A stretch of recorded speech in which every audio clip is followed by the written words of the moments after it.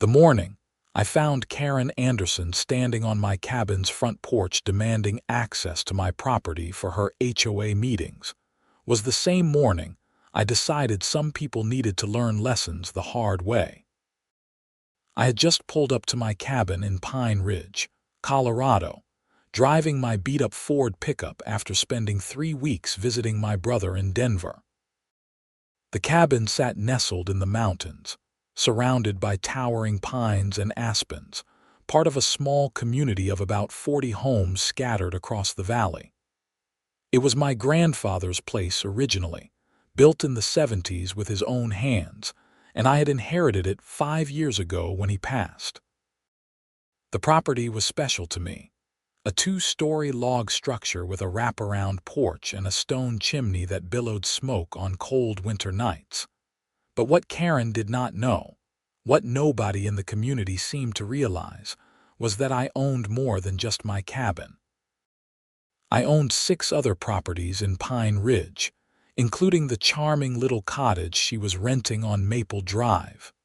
My name is Derek Armstrong, and I work as a property manager and landlord, though I keep a low profile about it. Most people in Pine Ridge knew me as the quiet guy who kept to himself, fixed up old buildings, and occasionally helped neighbors with construction projects. I liked it that way. Less drama, fewer problems. "Excuse me," Karren called out as I stepped out of my truck. She was a woman in her mid-50s with short blonde hair styled in that distinctive soccer mom cut, wearing a pink polo shirt and white capris despite the cool September morning. "Are you Derek Armstrong?" "That's me," I said, grabbing my duffel bag from the passenger seat. "Can I help you?" "I'm Karren Anderson, president of the Pine Ridge Homeowners Association." She descended the porch steps with an air of authority that immediately set my teeth on edge. "We need to discuss your property." I had been dealing with the Pine Ridge HOA for years, mostly ignoring their petty complaints about my grass being 2 inches too tall or my truck being parked at the wrong angle. My grandfather had been smart enough to ensure our property predated the HOA's formation by 15 years, which meant we were grandfathered in and not actually subject to their rules. I had the legal documentation to prove it. "What about it?" I asked, keeping my tone neutral. "The HOA needs a meeting space," Karren announced, as if this explained everything.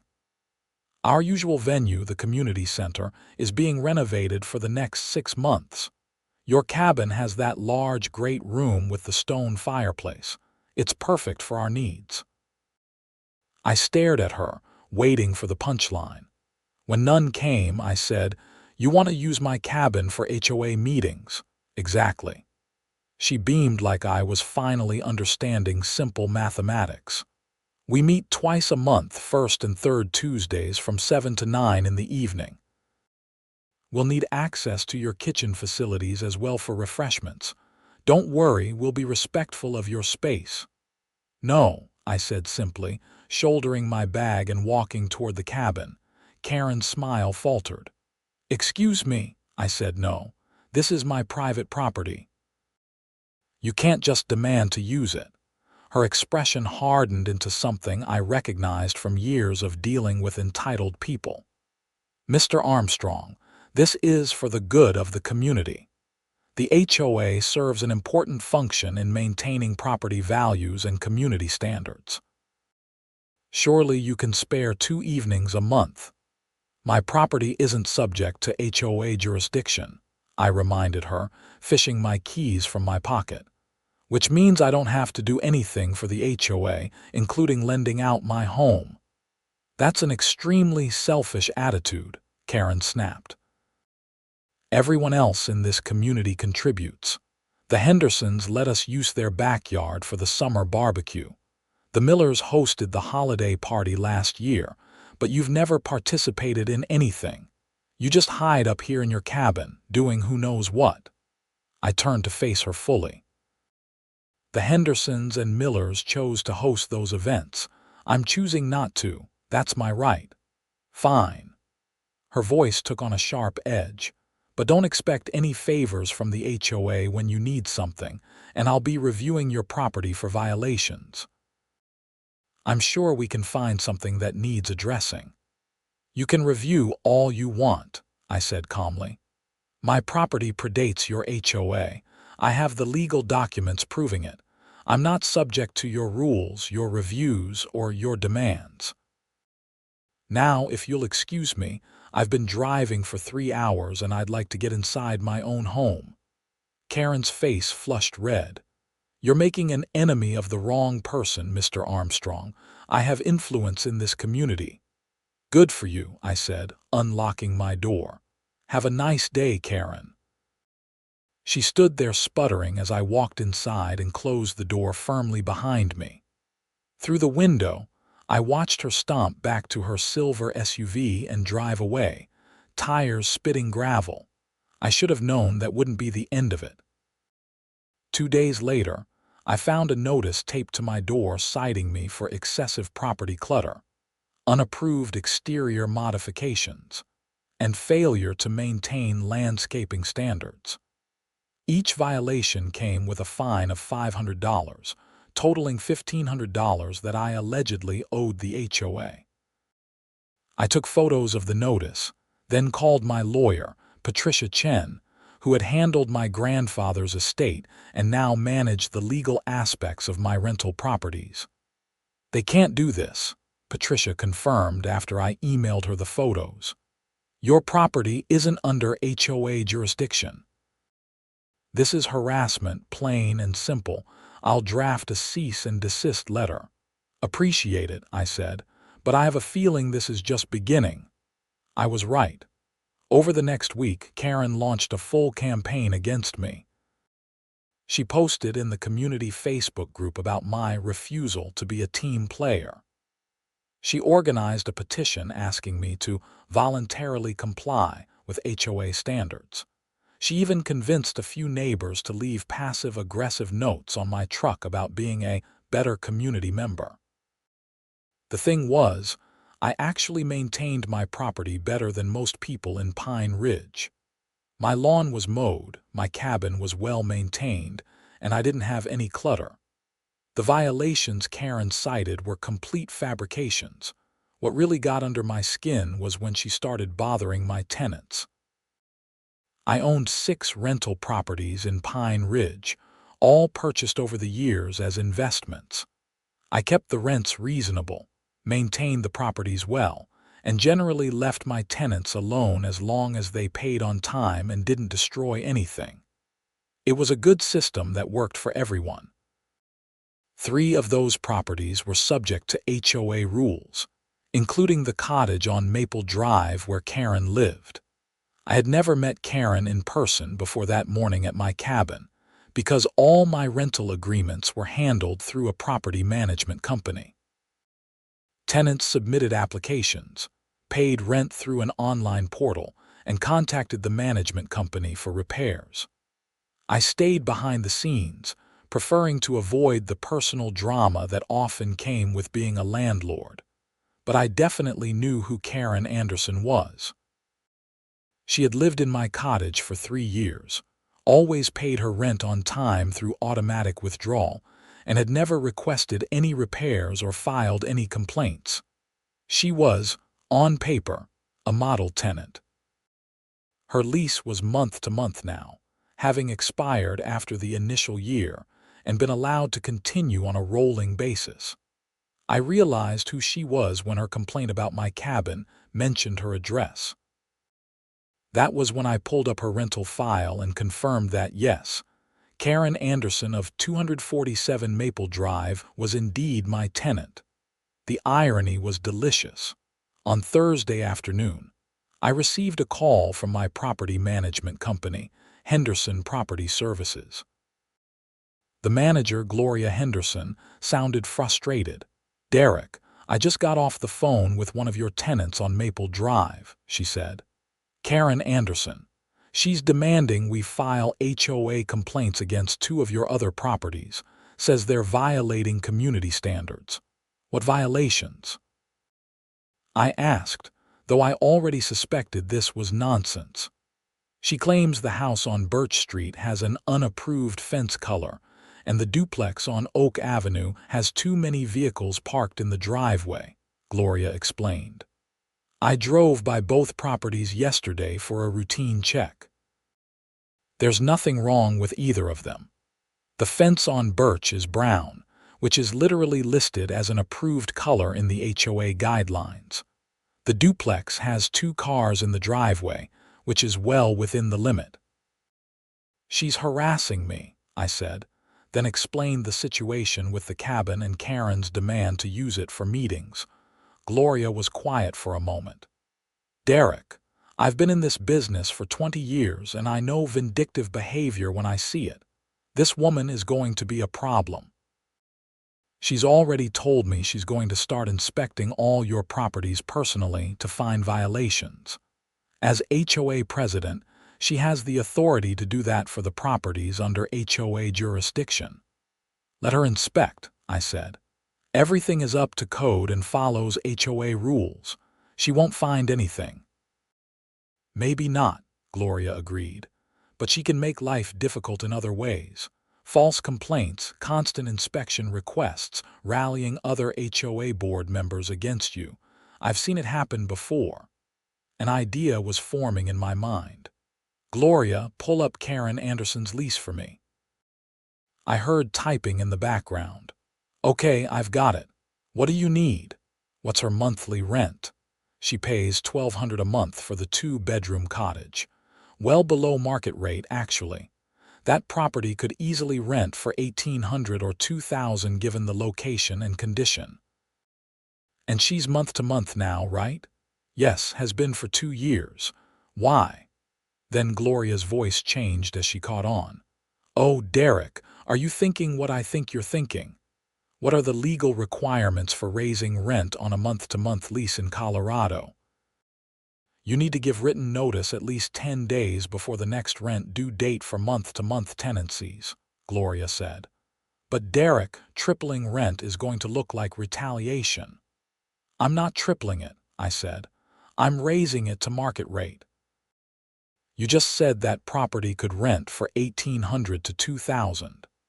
I've been undercharging for years because I believed in being a fair landlord.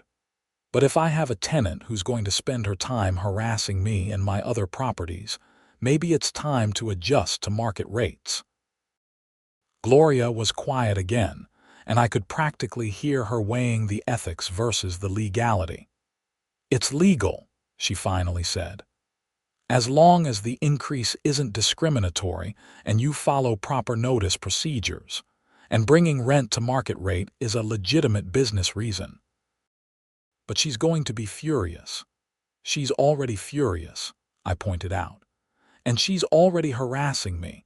At least this way, either she pays fair market value or she moves out and I can rent to someone who won't spend their free time trying to make my life miserable. All right, Gloria said. I'll draft the notice. What do you want the new rent to be? I thought about it.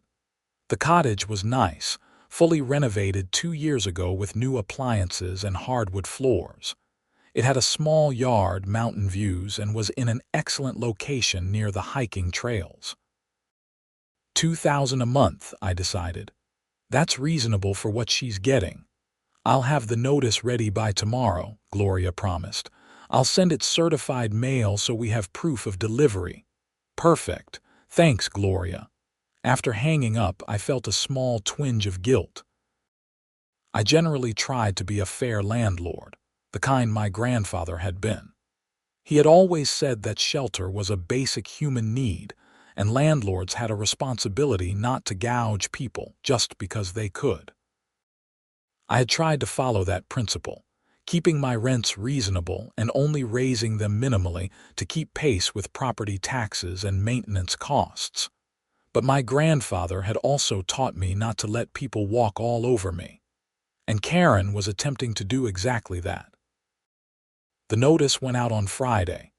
I knew Karren would receive it by Monday at the latest. In the meantime, I focused on my own work. I had a renovation project on a property in nearby Evergreen that needed attention, a 1960s ranch house I had purchased at auction. The place needed new plumbing, electrical updates, and cosmetic work, but it had good bones and would make an excellent rental once completed. I spent Saturday at the Evergreen property with my contractor, Miguel Santos, discussing the timeline and budget. Miguel had worked with me for 3 years and was reliable, skilled, and honest, 3 qualities I valued highly. "This will be a good property once we're done," Miguel said, examining the bathroom. "The location is excellent. You will have no problem renting it." "That's the plan," I agreed. "I'm thinking we should aim to have it ready by November. That gives us 2 months, which should be enough time if we don't run into any surprises." "With old houses, there are always surprises," Miguel laughed. "But yes, 2 months is realistic. I will get started on the plumbing next week." We spent another hour going over details. Then I drove back to Pine Ridge. It was late afternoon when I arrived, the September sun casting long shadows across the valley. Fall was my favorite season in the mountains, when the aspens turned gold and the air carried that crisp promise of coming winter. I was just pulling into my driveway when I saw Karren's silver SUV parked in front of my cabin. She was standing on my porch again, and this time she wasn't alone. 2 other people stood with her, a man in his 60s with gray hair and a woman who looked to be in her 40s with dark hair pulled into a ponytail. I took a deep breath, reminding myself to stay calm, and got out of my truck. "Mr. Armstrong," Karren called out, her voice icy. "We need to talk." "I'm not interested in conversation," I said, walking toward them, "and you're trespassing on my property. Again." "This is Marcus Bailey and Susan Porter," Karren said, gesturing to her companions. "They're on the HOA board. We're here in an official capacity to discuss your repeated violations of community standards." "My property isn't subject to HOA jurisdiction," I said for what felt like the 100th time. "I have legal documentation proving this. My lawyer has already sent you a cease and desist letter regarding your harassment." Marcus stepped forward. He had the bearing of someone used to being in charge, probably a retired executive or manager. "Mr. Armstrong, let's be reasonable here. Yes, your property predates the HOA, but you still live in this community. There's a social obligation to maintain certain standards." "My property is maintained," I said flatly. "There are no violations because there's nothing to violate. Karren is making up complaints because I won't let her use my cabin as a meeting hall." "That's not true," Karren snapped. "Your property is an eyesore and your attitude is poisoning community relations." I looked at my cabin, at the freshly painted trim, the neat porch, the well-maintained landscaping. "If you think this is an eyesore, you need your eyes checked." Susan spoke up for the first time. "Mr. Armstrong, the HOA is considering taking legal action if you continue to refuse cooperation." "Go ahead," I said calmly. "Sue me. My lawyer will have a field day with it. Not only is my property exempt from HOA jurisdiction, but Karren has been engaged in a targeted harassment campaign against me. I have documentation of everything: the false violation notices, the posts on social media, the complaints about my other properties. If anyone should be worried about legal action, it's her." I saw a flicker of uncertainty cross Marcus's face. He glanced at Karren. "Is this true? Have you been filing complaints about his other properties?" "I've been doing my job as HOA president," Karren said defensively. "If his properties are in violation, it's my responsibility to report them." "They're not in violation," I said. "My property manager confirmed it." "Karren is abusing her position because she's angry I won't do what she wants."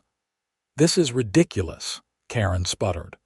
"I don't have to stand here and be accused of "You're standing on my property uninvited," I interrupted, "which makes you a trespasser." I'm asking you nicely one last time to leave, all three of you."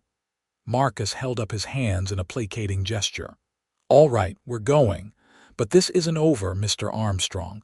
The HOA will be watching." "Watch all you want," I said. "Just do it from somewhere that isn't my property." They left, Karren shooting me venomous looks over her shoulder. I waited until they drove away before going inside, my hands shaking slightly from the adrenaline. I hated confrontation, always had, but I wasn't going to be bullied in my own home. Monday morning came and I was working on my laptop, responding to emails and reviewing invoices when my phone rang. It was Gloria from the property management company. "Derek, Karren Anderson just called," she said. "She received the rent increase notice." "And," I prompted, "she is furious." Absolutely furious. She's claiming it's illegal retaliation, that she's going to sue, that she's going to report us to every housing authority in Colorado. "Is she going to pay the new rent?" I asked. "She says she refuses to pay a penny more than her current rent. She says she has rights as a tenant and we can't force her out." "Actually, we can," I said. "She's month to month. We gave proper notice. If she doesn't pay the new rent amount when it's due, she's in violation of her lease and subject to eviction." I explained all of this to her, Gloria said. "She's not listening to reason. She keeps screaming about retaliation and discrimination." "It's neither," I said firmly. "The rent increase is based on bringing the property to market rate. We have comparables to prove it. Her behavior toward me is separate from the business decision to adjust rent." "I know that, and you know that, but she's going to fight this," Gloria warned. "She mentioned getting a lawyer." "Let her get a lawyer," I said. "I'm confident we're on solid legal ground. Just document everything and follow proper procedure." "Will do. But Derek, this is going to get ugly." She was right about that. By Monday afternoon, Karren had posted in the community Facebook group a long rant about slumlords and illegal rent increases and retaliation against HOA officials. She didn't mention me by name, but it was obvious who she was talking about. The post got a lot of attention. Some people sympathized with her, sharing their own stories about unfair landlords. Others pointed out that landlords had the right to charge market rates. A few people, bless them, noted that maybe there was more to the story than Karren was telling. Then Karren made a critical mistake. She posted a follow-up comment specifically naming me and claiming I was trying to force her out for doing her job as HOA president. That was defamation, clear and simple. I took screenshots of everything and sent them to Patricia Chen. Patricia called me within an hour. "Derek, this is good for your case if she tries to sue over the rent increase. She's publicly admitting that she sees a connection between her HOA activities and the rent change. That actually helps prove that your business decision about rent is separate from any personal conflict." "How do you figure?" I asked. "Because you can argue that if there's any retaliation happening, it's her retaliating against you through her HOA position. She demanded to use your cabin, you said no, and she started filing false complaints and harassing your properties. The rent increase came after her harassment began, which means it could be argued that you're protecting your business interests from a problematic tenant, not retaliating against an HOA official." "So what do I do?" "Continue to document everything she does," Patricia advised. "Every HOA complaint, every Facebook post, every interaction. Keep records of your property management company's communications with her. And most importantly, don't engage with her directly. Let everything go through proper channels." "I can do that," I said. "Good, and Derek?" "I'd start looking for a new tenant for that cottage. Because one way or another, I don't think Karren Anderson is going to be living there much longer." The next 2 weeks were a masterclass in escalation. Karren filed complaints against all 3 of my properties that were under HOA jurisdiction. The property management company had to respond to each one, providing documentation and photos proving there were no violations. Each complaint took time and effort to address, which was exactly what Karren wanted. She also started showing up at my cabin at random times, usually with other HOA board members, claiming they needed to inspect my property. I had to chase them off repeatedly, eventually posting no trespassing signs at my driveway entrance. The community Facebook group became a war zone. Karren's supporters accused me of being a greedy landlord taking advantage of a single woman. My defenders pointed out that I had every right to charge market rate and that Karren's behavior seemed unhinged. The moderators eventually locked the thread after it devolved into name-calling. Through it all, I kept my head down and focused on my work. The renovation in Evergreen was progressing well. My other tenants were happy and paying rent on time, and my own cabin remained my sanctuary, the place I retreated to at the end of long days. October 1st came, the date when Karren's new rent was due. She didn't pay. Gloria called me that afternoon. Karren sent a check for $1,200, her old rent amount. She included a note saying this is all she's legally required to pay. Return the check, I said. Send her a notice that her payment is insufficient and she's now in default of her lease terms. Are you sure you want to go down this road? Gloria asked. Evictions can be messy and expensive. I'm sure, I said. She's chosen to fight this instead of either paying the new rent or moving out voluntarily. That's her choice, but there are consequences. The eviction notice went out on October 3rd, giving Karren the legally required time to either pay the full amount due or vacate the property. In Colorado, the process required a 10-day notice for non-payment of rent. Karren responded by filing a complaint with the Colorado Division of Housing, claiming discriminatory and retaliatory rent increases. She also hired a lawyer, some local attorney named Robert Jennings who apparently specialized in tenant rights. Patricia Chen was unimpressed. Jennings is a hack, she told me over the phone. He takes cases he can't win and makes a lot of noise hoping the other side will settle just to make him go away. Don't worry about him. But I was worried, at least a little. Not about the legal aspects, I was confident we were in the right, but about the toll this was taking on my peace of mind. I had moved to Pine Ridge for the quiet mountain lifestyle, to live simply and manage my properties without drama. Karren had turned my life into a constant battle. The Colorado Division of Housing investigation moved slowly, as bureaucracies tend to do. They sent someone to interview me in mid-October, a tired-looking man in his 50s named Carl Johnson, who seemed like he had seen every possible housing dispute in his career. Mr. Armstrong, can you explain the reason for the rent increase? He asked, sitting at my kitchen table with a notepad. The property was rented below market rate for several years, I explained. I recently reviewed my rental rates across all my properties and decided to bring them in line with current market values. The cottage Miss Anderson rents typically goes for $1,800 to $2,000 a month in this area. I raised her rent to $2,000. That's a significant increase, Carl noted. Why now? Why after 3 years of one rent level? Because I had a wake-up call about being too complacent with my property management, I said honestly. I was undercharging on several properties, which was hurting my bottom line and my ability to maintain the properties properly.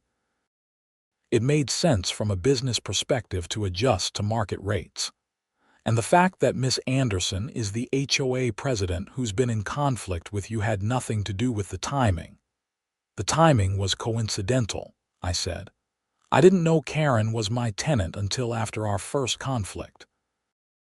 My rentals are managed through a property management company. I don't have direct contact with tenants. Carl made notes. Miss Anderson claims you've been harassing her because of her HOA activities. Actually, it's the other way around, I said, and proceeded to show him the documentation I had compiled. The false HOA violations filed against my properties, the Facebook posts, the repeated trespassing on my property. The timeline showing that all of Karren's actions began after I refused to let her use my cabin for meetings. Carl reviewed everything, his expression growing more skeptical. This does appear to show a pattern of behavior from Miss Anderson toward you, not the reverse. That's because I'm the one being harassed, I said. I raised the rent for legitimate business reasons. She's trying to frame it as retaliation to avoid paying market rate. The investigation took another 3 weeks. During that time, Karren continued to refuse to pay the increased rent, continued to file HOA complaints, and continued to make my life difficult in every way she could think of. Then November arrived, and everything changed.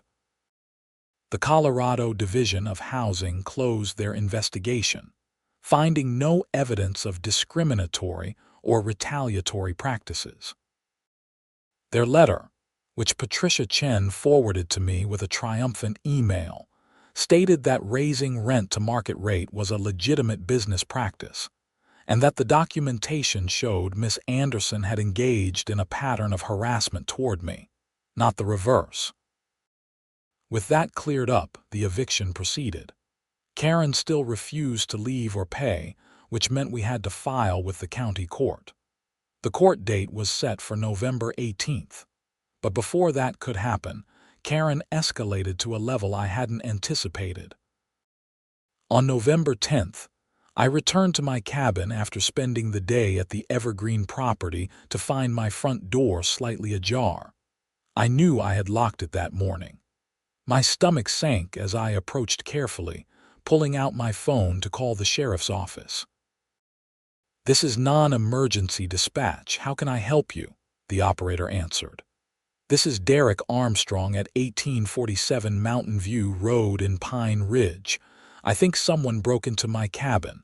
My door is open and I know I locked it." "Are you inside the property now, sir?" "No, I'm in my driveway." "I didn't go in yet." "Good. Stay outside and away from the entrance. We'll send a deputy out right away." I waited by my truck, watching the open door like it might suddenly reveal answers. It took 20 minutes for a sheriff's deputy to arrive, a young woman named Deputy Martinez, who approached the situation with careful professionalism. "Stay here, Mr. Armstrong," she instructed, then approached the cabin with her hand near her service weapon. She cleared the property room by room, then came back outside. "There's no one inside now, but you definitely had an intruder. You'll want to come take a look at what they did." My heart was pounding as I followed her inside. The damage was immediately apparent. Someone had gone through my belongings, pulling books off shelves, emptying drawers, scattering papers everywhere. But what made me coldest was what I found in my great room. Someone had spray-painted "Pay Your Fines" in large red letters across my beautiful stone fireplace. "Do you have any idea who might have done this?" Deputy Martinez asked, taking photos of the damage. "I have a pretty good idea," I said, then explained the situation with Karren and the HOA. Deputy Martinez's expression hardened. "Do you have documentation of these threats and harassment?" "Extensive documentation," I confirmed, "including text messages, emails, Facebook posts, and records from my property management company." "I'll need copies of all of that," she said. "This is breaking and entering, criminal mischief, and possibly harassment. Those are serious charges." We spent the next hour going through my cabin, cataloging the damage. Aside from the graffiti and the mess, nothing appeared to be stolen. This wasn't a robbery, it was a message. Deputy Martinez called for an evidence technician to dust for fingerprints and collect samples of the spray paint. "Do you have security cameras?" she asked. "No," I admitted. "I never thought I needed them up here." "You might want to consider installing some now," she suggested. "In the meantime, I'll be having a conversation with Miss Anderson." After the sheriff's deputies left, I spent the rest of the evening cleaning up the mess and trying to scrub spray paint off my grandfather's fireplace. The paint wouldn't come off completely, leaving a faint red stain on the stone. I would need to hire someone to properly restore it. I was exhausted and angry and done playing nice. I called Patricia Chen at home, not caring that it was 9 at night. "Patricia, Karren broke into my cabin and vandalized it," I said without preamble, then explained what had happened. "Did the sheriff's office take a report?" She asked immediately. "Yes, and they're investigating, but I want to file for a restraining order against Karren. Can we do that?" "Absolutely." With the documentation of her harassment, the false HOA complaints, and now this breaking and entering, we can make a strong case. "I'll prepare the paperwork first thing tomorrow." The next morning, Deputy Martinez called to update me. "Mr. Armstrong, I spoke with Karren Anderson last night. She denies any involvement in the break-in, claims she was at a HOA board meeting at the time." "Can anyone verify that?" I asked. She provided names of 2 board members who were allegedly with her. "I'll be interviewing them today. However, I should tell you that when I mentioned the spray-painted message about paying fines, Miss Anderson made an interesting comment. She said, and I quote, 'Maybe he'll finally take the HOA seriously now.' She basically admitted it was HOA related," I said.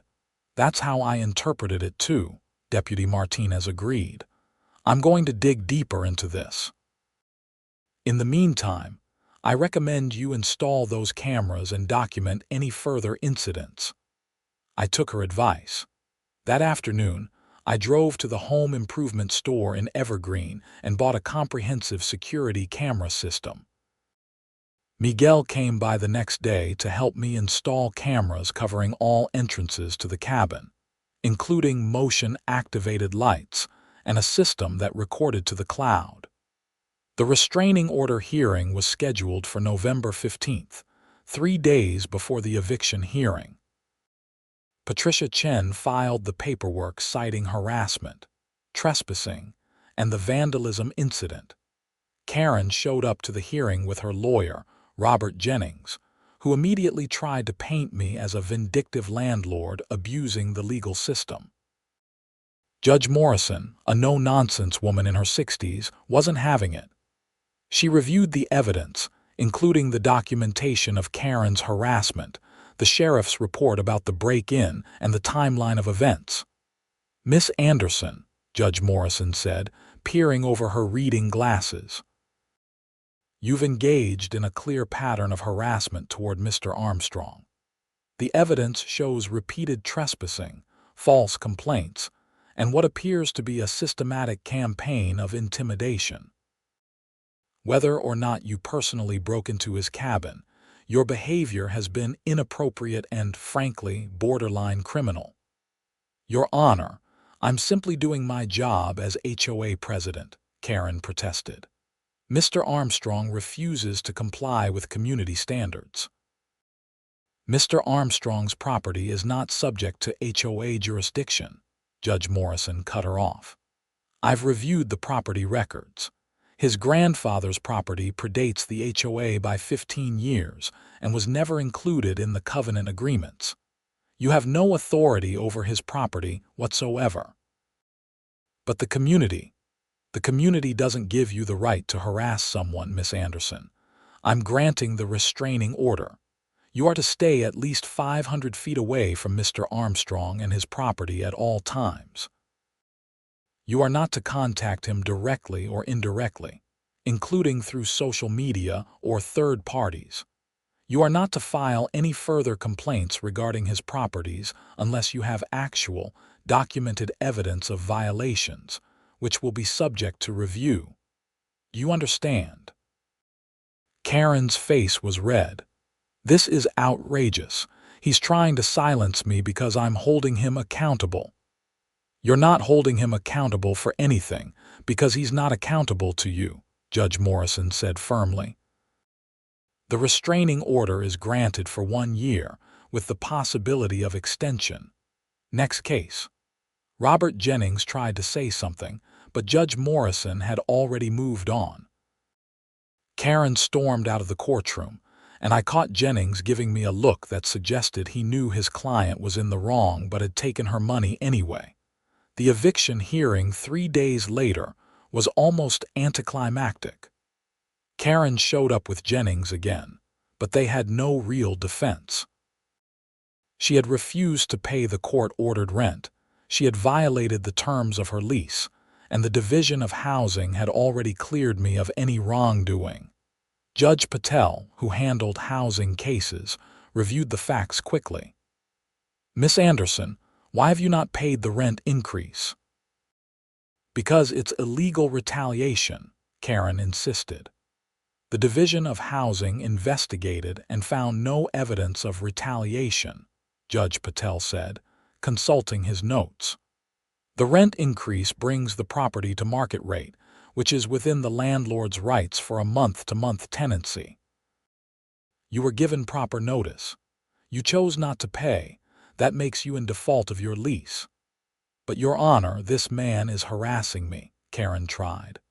"Actually, Miss Anderson, court records show you were recently issued a restraining order for harassing Mr. Armstrong." "That doesn't support your claim."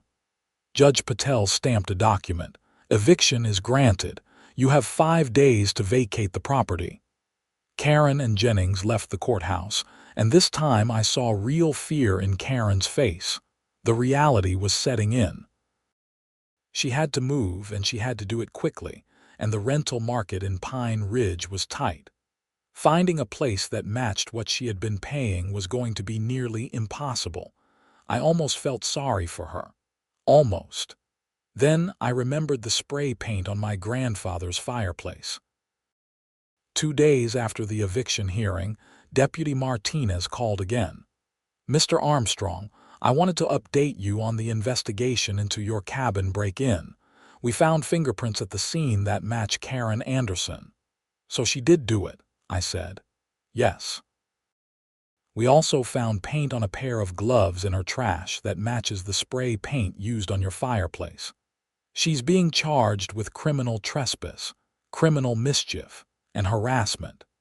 The prosecutor is taking this seriously given the restraining order and the pattern of behavior." "What happens now?" I asked. "She'll be arrested and arraigned. Given that this is her first criminal offense, she'll probably make bail, but she's looking at potential jail time if convicted. The prosecutor might offer a plea deal, but that's up to them." Karren was arrested on November 22nd, right as she should have been moving out of the cottage. According to Gloria at the property management company, Karren had barely started packing and was clearly hoping something would save her at the last minute. Nothing did. After her arrest and bail hearing, she finally began moving her belongings out, looking defeated and exhausted. The sheriff's office had to do a formal eviction lockout on November 27th because she still had some items in the cottage past the deadline. December brought some resolution. Karren pleaded guilty to reduced charges in exchange for a sentence of 1-year probation, 200 hours of community service, restitution for the damage to my cabin, and a mandate to attend anger management classes. The plea deal kept her out of jail, but she now had a criminal record. The restitution covered the professional cleaning required to remove the spray paint from the stone fireplace, which cost $1,800.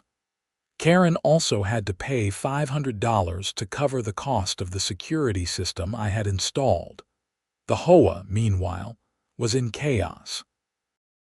Karren had been forced to resign as president following her arrest, and the board was scrambling to reorganize. Marcus Bailey took over as interim president, and one of the first things he did was issue me a personal apology. "Derek, I'm sorry for everything that happened," Marcus said when he came to my cabin this time by invitation in early December. "Karren convinced us that you were the problem, but it's clear now that she was out of control. The board is implementing new oversight procedures to prevent this kind of abuse of power in the future." "I appreciate that," I said. "And for the record, I don't have any issues with the HOA in general. I just don't want to be subject to rules I'm not legally required to follow." "Completely understood," Marcus assured me. "We won't bother you anymore, and if you ever want to participate in community events voluntarily, you're always welcome." "Thanks, I might take you up on that." After Marcus left, I sat on my porch with a cup of coffee, looking out at the snow-covered mountains. December in Pine Ridge was beautiful, peaceful in a way that reminded me why I loved living here. The cottage on Maple Drive had been re-rented to a nice couple from Denver who worked remotely and wanted a mountain escape. They were paying the $2,000 rate without complaint and seemed thrilled with the property. The property management company had thoroughly cleaned and repaired the cottage after Karren's departure, and the new tenants had moved in just before Christmas. My cabin felt like mine again, secure behind the new camera system and no longer under constant threat of harassment. The faint stain on the fireplace stone was barely visible after the professional cleaning, and I had decided to view it as a reminder that sometimes you have to stand up to bullies. Patricia Chen had sent me a final bill for her services along with a note. "Good job standing your ground. Your grandfather would be proud." That made me smile. My grandfather had been a gentle man but not a pushover, and he had taught me that fairness worked both ways. You treat people right, but you don't let them treat you wrong. The community Facebook group had finally calmed down too. After Karren's arrest became public knowledge, most of her supporters had gone quiet, and a few had even posted apologies to me. The whole incident had become a cautionary tale about HOA overreach and what happens when someone lets a little bit of power go to their head.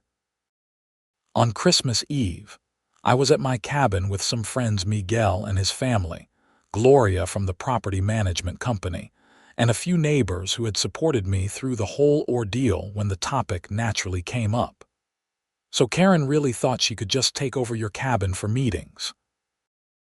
Miguel's wife Rosa asked, shaking her head in disbelief. "She really did," I confirmed. "She walked right up here and demanded it like it was her right." "And she didn't know you were her landlord," Gloria laughed. "The irony, had no idea," I said. "Which is why she was shocked when the rent increase notice came. She thought she was dealing with some corporate property management company, not the guy she was harassing." "What do you think made her act that way?" Rosa asked. "I mean, to go so far as to break into your home." I had thought about this a lot. I think she got used to having power through the HOA and started believing she was entitled to control everything in the community. When I said no to her, it challenged that sense of control. She couldn't handle it. "Well, she's learned her lesson now," Gloria said. "Criminal record, probation, anger management classes, and she had to move to Evergreen because she couldn't find an affordable place here in Pine Ridge." "I heard she's paying more in rent at her new place than what you were charging at market rate," Miguel added. "My cousin's friend lives in the same building. She's paying $2,200 a month for a smaller apartment."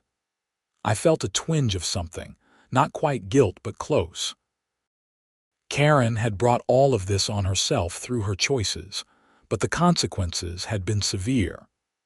Then again, she had broken into my home and vandalized property that had belonged to my grandfather. She had harassed me, trespassed repeatedly, and tried to abuse her position to punish me for setting a boundary, Sometimes consequences are severe because actions are severe. Let's talk about something else, I suggested. This is supposed to be a celebration. We moved on to happier topics, and the evening passed in warmth and laughter. Later, after everyone had gone home and I was alone in the quiet cabin, I stood by the fireplace and ran my hand over the stone. The faint stain from the spray paint was barely visible in the firelight. This cabin had been my grandfather's pride and joy, built with his own hands over 2 summers in the 70s. He had raised my father here, had taught me to fish in the stream behind the property, had shared his wisdom about life and property and treating people with dignity. He had also taught me that owning property came with responsibilities. You had to maintain it, respect your neighbors, and be a good steward of the land. But you also had the right to say no, to set boundaries, and to protect what was yours. I thought about how differently things might have gone if Karren had approached me with respect instead of demands.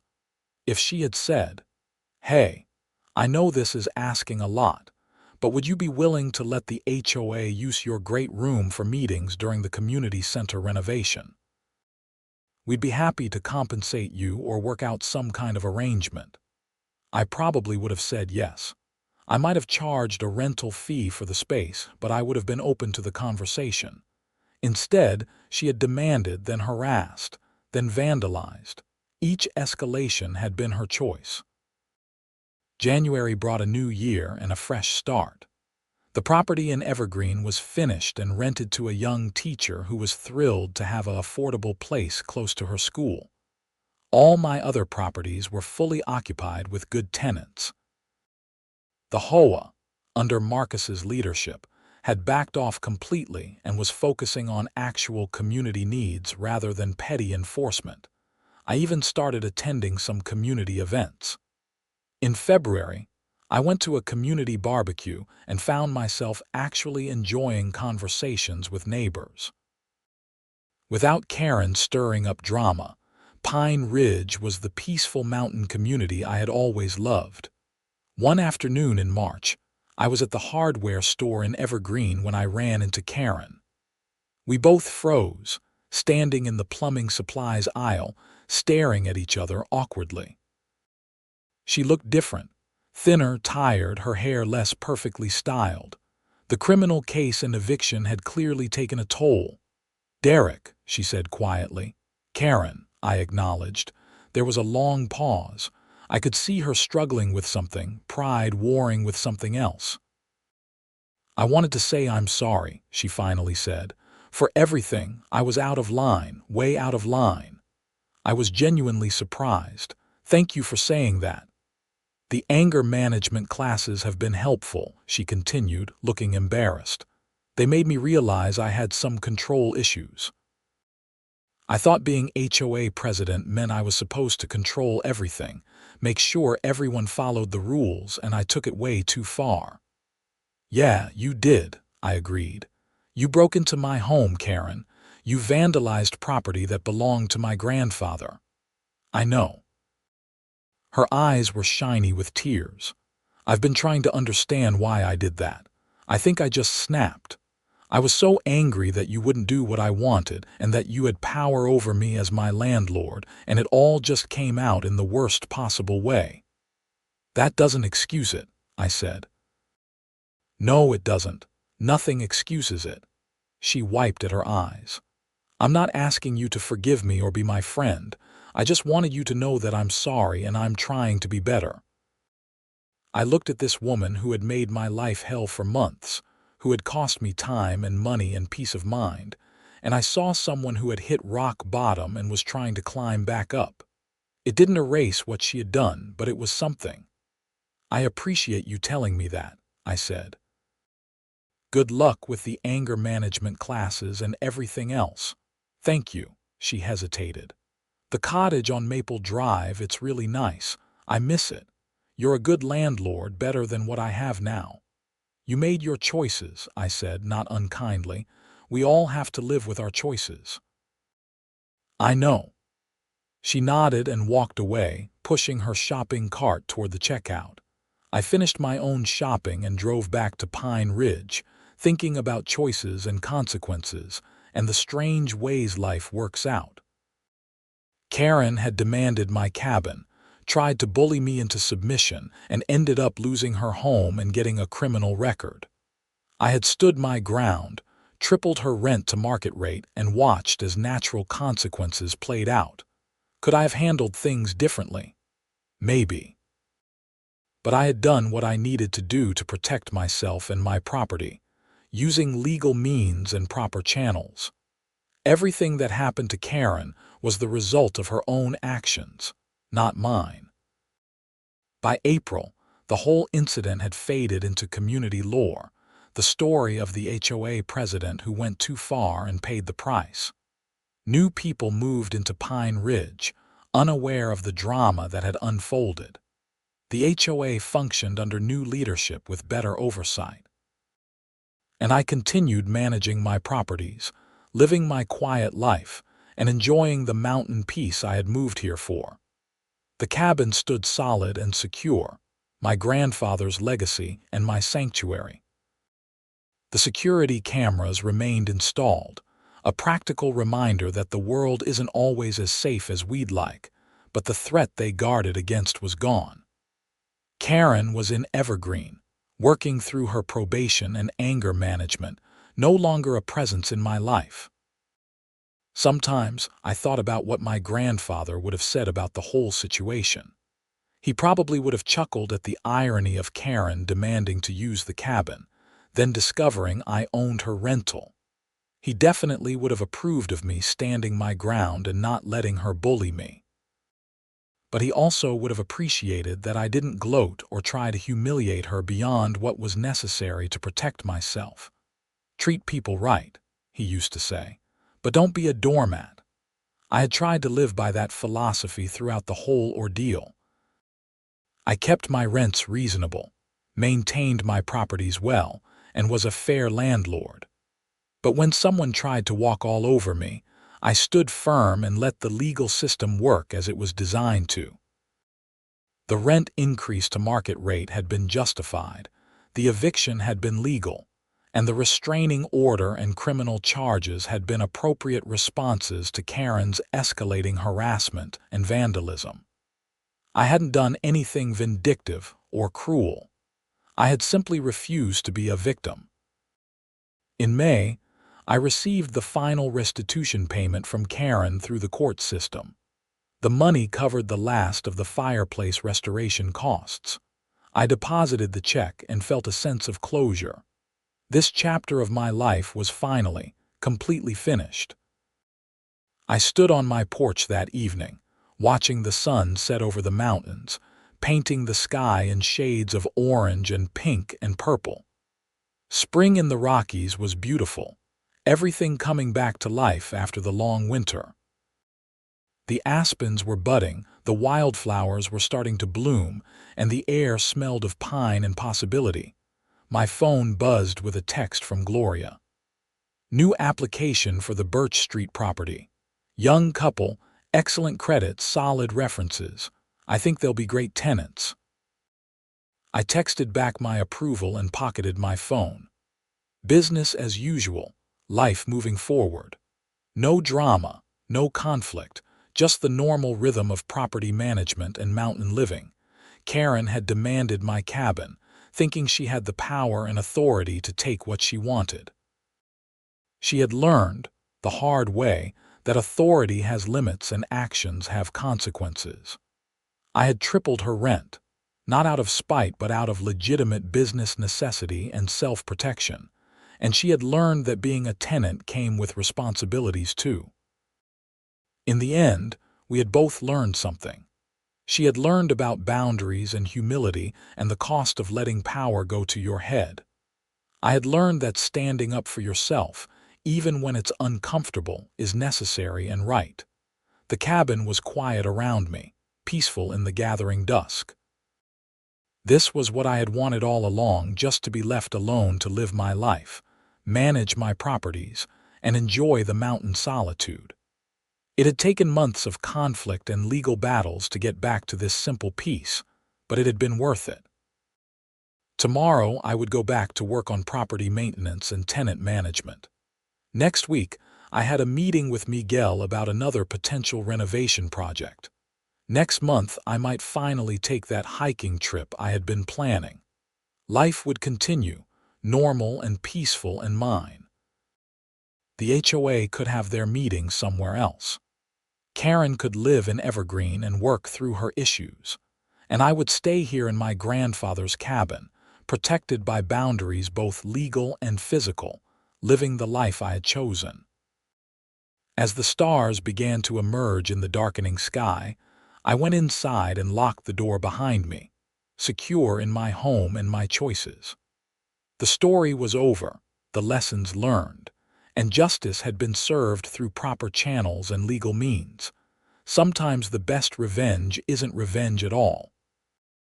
It's simply standing firm, letting consequences play out naturally, and returning to the peaceful life you wanted all along. Karren had learned that lesson the hard way, and I had learned that I was stronger than I thought, capable of defending what was mine without losing who I was in the process. The cabin stood solid around me, filled with memories of my grandfather and new memories of my own resilience. This was home, truly and completely, and no one could take that away from me again. Not Karren, not the HOA, not anyone. I had drawn my boundaries, defended them when challenged, and emerged victorious not through cruelty but through calm, consistent assertion of my rights. In the quiet of the mountain night, that was enough. More than enough. It was everything.